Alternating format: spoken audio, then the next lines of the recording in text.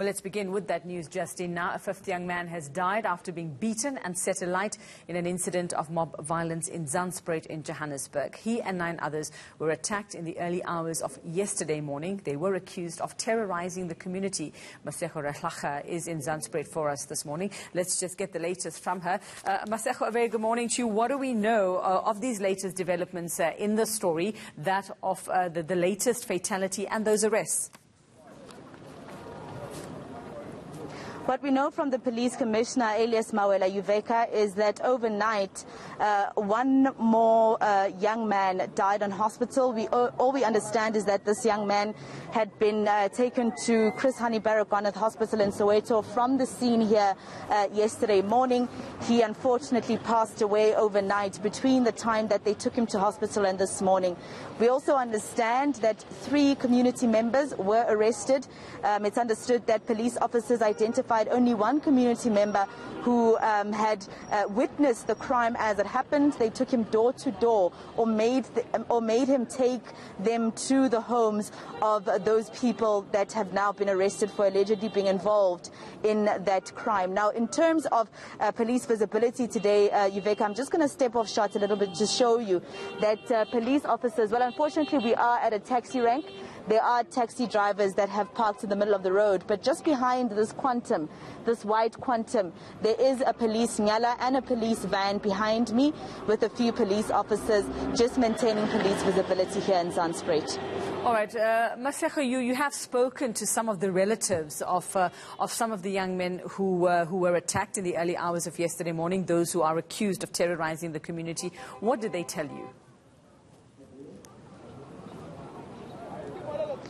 Well, Yuveka, when I spoke to those relatives, they asked me, first of all, to, conceal their identities. One of them, the brother of a 23-year-old young man who was beaten here, very scared as they found out the breaking news that there's someone who passed away in Bara, because his brother was taken to Bara. So he rushed off to go see if it is his brother who passed away at Bara. 2 of them, as we understand, yesterday were taken to Bara Hospital, while the other 3 were taken to Helen Joseph Hospital in Johannesburg. Now, they asked me to conceal their identity, Yuveka, because you'd understand that when community members who allegedly did who allegedly are behind the attack, when they went to their homes, it was quite late in the evening and they were asleep. So some of them witnessed and saw the people who came to fetch their relatives, and so they're scared for their lives in terms of speaking on camera. So what they told us was that, for instance, this one older brother was telling us that he tried to speak to the community to appeal to them to please spare his brother's life. And while he was doing that, he himself was attacked, and he showed me his hand. He's injured on his hand. He said they started attacking him, and of course that made him scared for his life. So he says once realizing where they had taken his brother and the other 8, he came to this soccer field to find his brother burnt, and he says his heart is broken because of the fact that these are people who live among the community, and some of them he knows. Yeah. And he was saying that he doesn't see what it is that happened for his brother to be attacked that way. But let's listen to him.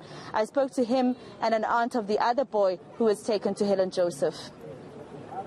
Ngokuthi ndizojonga abantu abalimeleyo apha abantwana mandifika ndive lo mntana esithi imakazi ndingapha cani kwakhe kanti uyandibona mandithi ndiyamjonga nguye udemo mandibuza abanye abantwana bathi awumbona ngudemo naloko amakotokoto mandithi ndiyabajonga thini ngudemo ndithi ke kuye mna demo uyabona ke ngoku apho khona ukuphi na ngoba izolo bendigqiba uthetha nawe ufuna imali ufuna iphampas zomntana ndiyakunika apha ufuna ntoni na wajika wajonga le khange ndiphendule.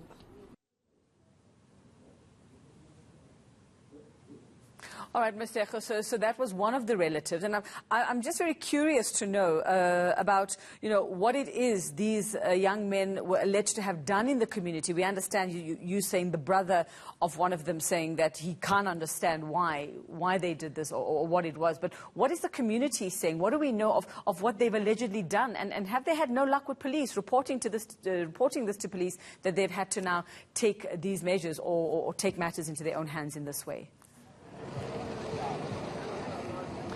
Well, Yuveka, you know, these young men are accused of quite a couple of things. They're accused of dealing with drugs among the community. They're accused of housebreaking. They are accused of basically, crime in the area. And the community, some of the community members talking about how, they steal their televisions, etc. One of the brothers that I spoke to yesterday of one of the young men who died said that as far as he knew, his brother had a car wash, and all he did for money was wash people's cars for a little extra coins. And the brother that I spoke to today actually admitted to me, Yuveka, that yes, his brother was smoking drugs, but he said that his brother didn't deal in those drugs, but he was smoking those drugs. And now the community is saying if they smoke the drugs and they're not working, where are they getting the money to buy the drugs? So this is quite a very sad situation in this community. You find a lot of people torn apart, not just these families who've lost their loved ones, against neighbors who might have been involved in their killings. But let me speak to one of the community leaders. Ndata Sabata, thank you very much for your time. Now, I think my first question is just about why the community is taking matters into their own hands and not trusting the police to sort out crime in the area. What's happened? What's the breakdown in communication? Mama, what I will say is that I'm very sad, and especially inside this community is a frustration. Even if your child is your child, even if he was doing bad things, but it can't be to such an extent whereby he killed in front of your eyes. It's very sad. And what can I say? Even if they were using drugs, there's no need to take the law into their own hands. It's absolutely wrong.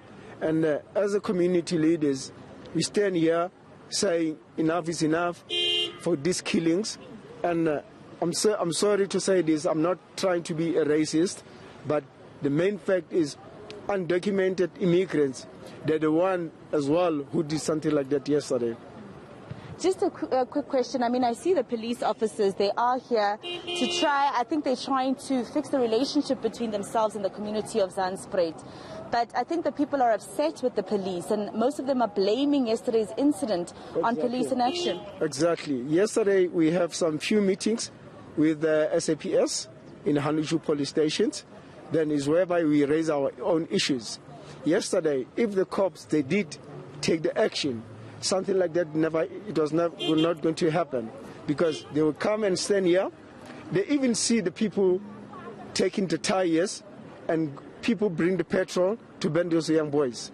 It was very upset issue that they were standing and doing nothing. Like now, I put this matter into the cops' sense, because if they were there to assist, nothing like this was not going to happen.